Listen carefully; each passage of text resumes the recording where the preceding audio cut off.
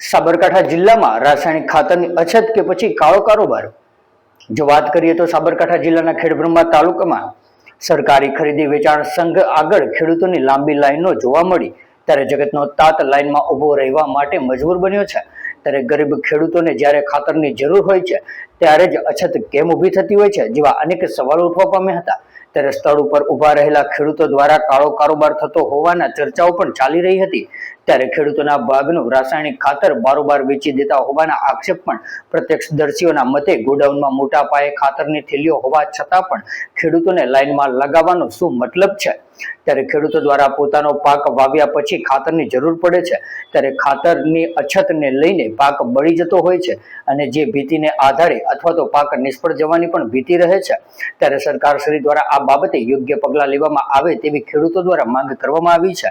ત્યારે ગરીબ ખેડૂતો દ્વારા મોંઘા ભાવના બિયારણો ખરીદીને વાવેતર કરવામાં આવે, ત્યારે ખરા સમયે ખાતરની અછતને લઈને પોતાની મહેનત નિષ્ફળ જાય ત્યારે ખેડૂતોને પડતા ઉપર પાટું જેવો અહેસાસ થાય છે।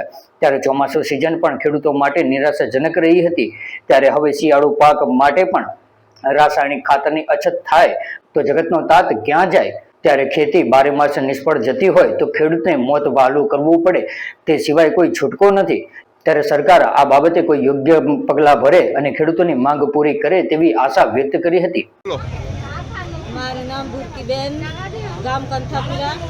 અમે 3 દિવસથી ખાતર દૂધથી દોરીએ છીએ તો અમને ખાતર મળતું નથી, તો આ બારોબાર કાળી બજાર કરે કે શું કરે તો અમને ખાતર નહીં મળતું।